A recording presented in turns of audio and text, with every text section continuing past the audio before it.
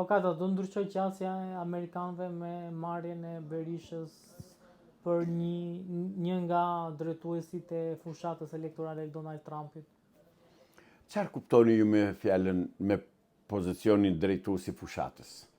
Se këtë s'po kuptoj juve shqiptarëve dhe juve mediave. Edhe ty, përfshi dhe ty aty. Që kuptonte me këtë? Që ka drejtuar fushatën elektorale, qa pastaj? Mund të jetë një urlidhse me Donald Trumpin. Zotëri, ai është një biznes. Pikërisht. Dhe biznesi paguhet, bën atë punë për të cilën paguhet. E pagoi Donald Trumpi, i bëri fushatën, miropafshim, shihemi në zgjedhjet e tjera. Nuk është person politik, zotëri. Nuk është funksionar politik. Por është parë shumë afër drejtorit të CIA, shumë afër kabinetit të Donald Trumpi. Edhe një fatkeqësi tjetër e mediave shqiptare. Po të panë që i afër presidentit, thonë ty të ka presidenti vëlla. Që bëni mërë kështu? Presidentit i afrojnë 10 njerëz, 100 njerëz. Kjo nuk do të thotë që i ka njerëz të afruar të besuar të tij. Megjithatë, nuk ka asnjë shans që ky si Cincoro, si ka ky, si di emri këtij që ka ardhur, nuk ka asnjë shans që të bëj fushat elektorale, sepse thash nuk do bëhet zgjedhjet, por mbi të gjitha ka një pyetje për shokun Sali. O shoku Sali, ku i gjete parat që pagove këtë që do të kërpretë të bëj fushatën? Ku i gjete $2 milion? Se e ka marrë $2 milion është paguar. Kjo është vërtetuar nga Amerika. Ku i gjete parat ti që i pagove? Se ti thua s'ka para. Atëherë këto para nga ka dalë. Pra që këtu s'ka nevojë të shkosh tu të hetosh për Sali Berishën. Ku i gjeti parat që pagoi këtë organizatorin e fushatës zgjedhore? Që kote bën se nuk do bën zgjedhje, e thashë përsëris. Dhe tallen me lekët e shqiptarëve. Edi Ramën dhe Partinë Socialiste, domethënë atë gjysmën origjinale të Partisë Punës, unë i kam pasur i kam dhe do t'i kem armiq të përjetshëm, sepse në 66-ën Partia e Punës mua më dëboi nga Tepelena më çoi në Golëm të Kurveleshit. Në shi, 3 ditë rresht në shi. Pas një lloj, as tre, as pron, as një. Kishin vetëm 2500 lekë të vjetra në xhep, kaq kishte babai. Dhe atë parti unë nuk e bëj mik kurrë. Sali Berisha dolli që ishte kundër asaj partie dhe unë e kam mbështetur. Nga në thënjëshi deri 2005 vija sa herë që kishin fushat. Por nuk e dija unë që Sali Berisha punonte për grekët. Nuk e dija unë që ti zoti Sali ishe Juda.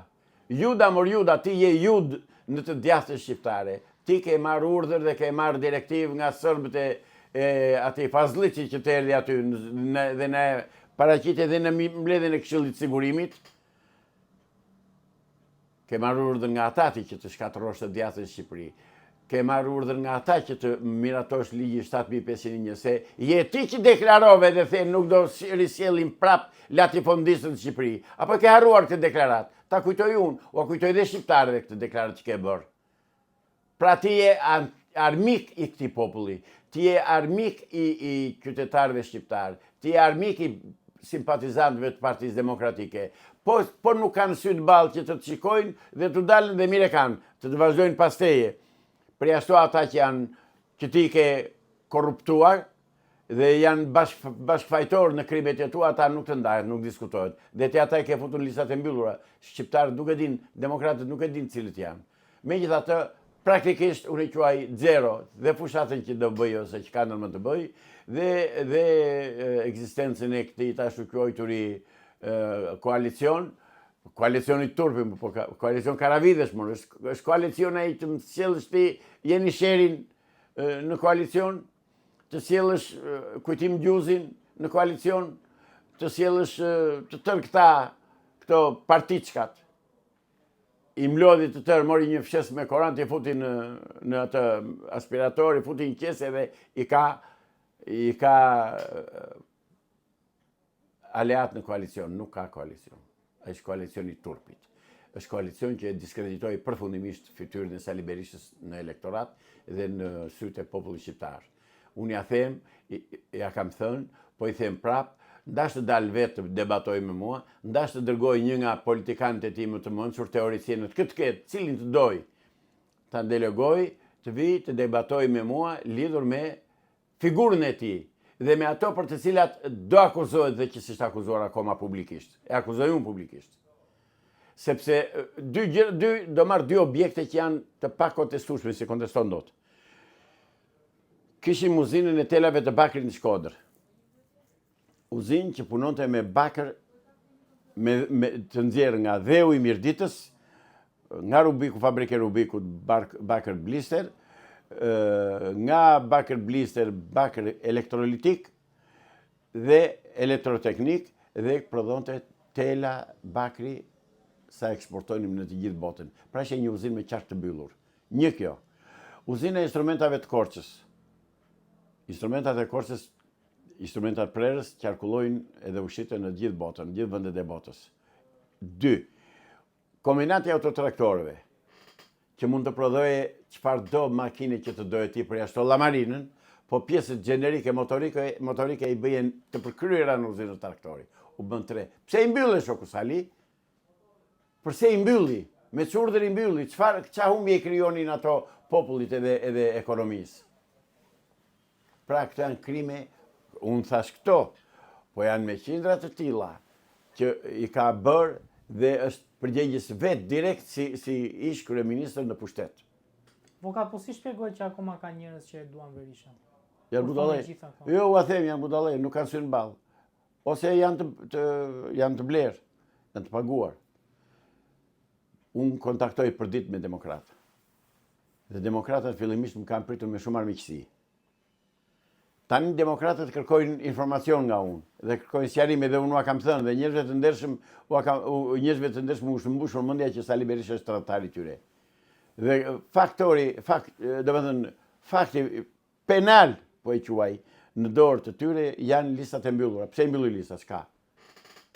Pse s'bën zgjedhje të rregullta? Është Parti Demokratike. Atëherë demokracia kjo është. Partia Demokratike ka probleme të mëdha me elektoratin e saj dhe me ato të ashtu quajturat që janë shumë kriminale, listat e mbyllura.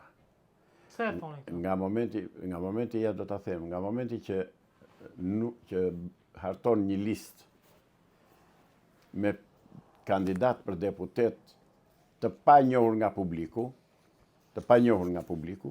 që aty nuk ke më zgjedhje, ke vetëm urdhër, do votosh këta që dua unë edhe pik, këta që do kapobanda, që është kryetari i partisë. Për mua kryetarët e partive janë kapobanda të gjithë pa përjashtim.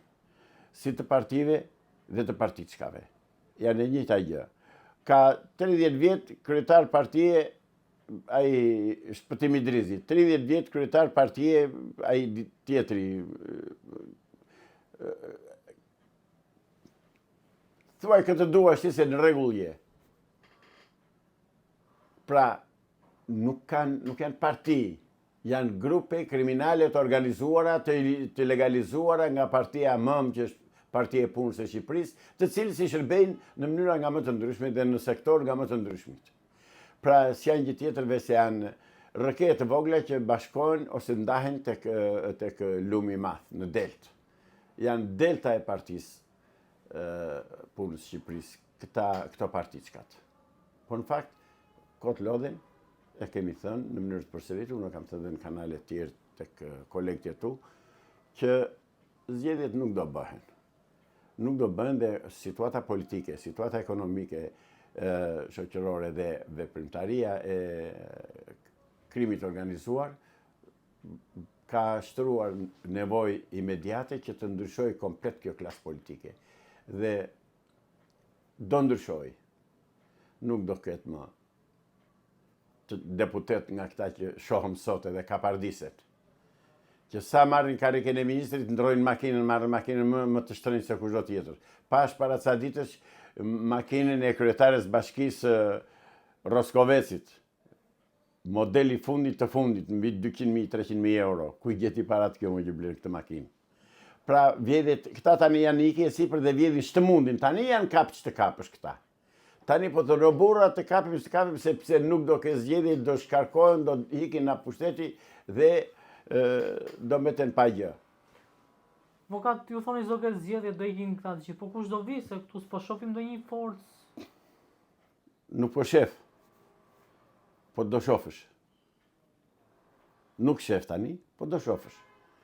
Dhe konkretisht do bëhet qeveria teknike, do përgatisi vendin për zgjedhje, do të ndryshojë kushtetutën sërbe që kemi aktualisht në fuqi, sërbo-greke, se nuk është shqiptare, dhe do përgatisi vendin për zgjedhje, do ndryshojë sistemi politik nga republikë parlamentare në republikë presidenciale, me 80 deputet, 41 senator, këto që them unë janë plotësisht të vërteta dhe të orientuara dhe të marra nga burim tepër i sigurt.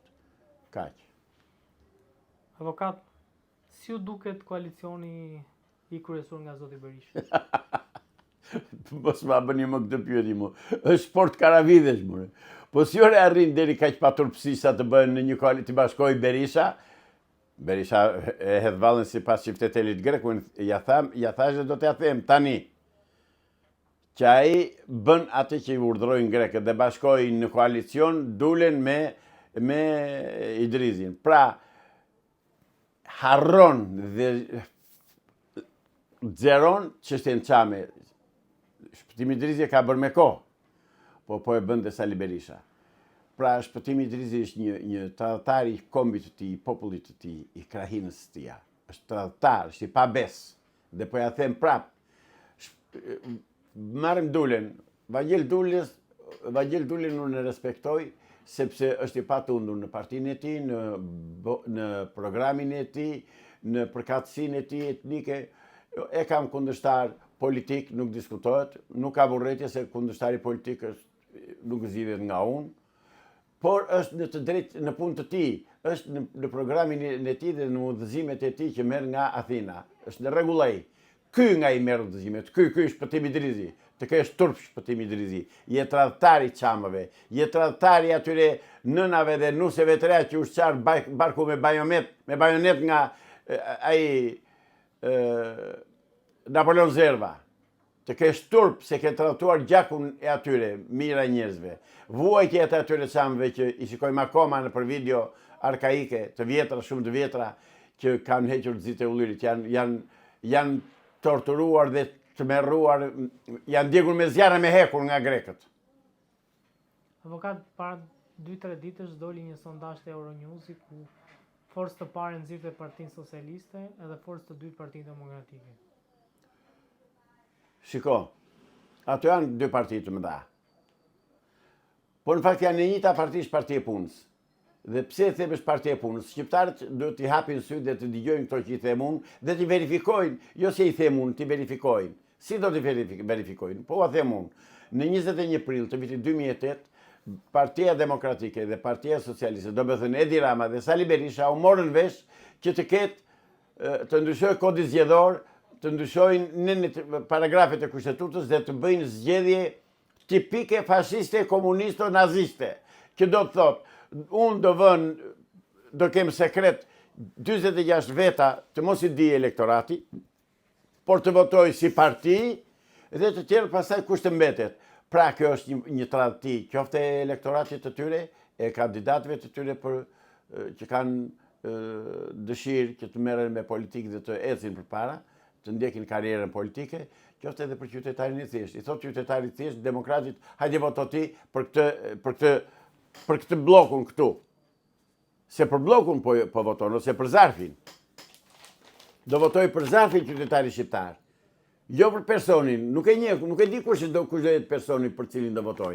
Vota janë këto, zgjedhja janë këto, demokracia është kjo. Turp të vi të dyve, po veçanërisht Berishës. Pse Berishës? Sepse Berisha vajte ju fal Edi Ramës. Berisha e kërkoi këtë gjë për të garantuar ekzistencën e tij në politikë. Nuk do jesh në politikë se Sali Berisha ta kam thënë në kanale të tjera dhe mbaj mend. Nuk do bën zgjedhje, nuk do hysh në politikë, do futesh atë të ke vendin. Ti je për në burg zotëri. Ti ke bërë krime ekonomike dhe njerëzore sa të duash kundër njerëzimit. Ke përgjegjësi të jashtëzakonshme. Do apo s'do ti?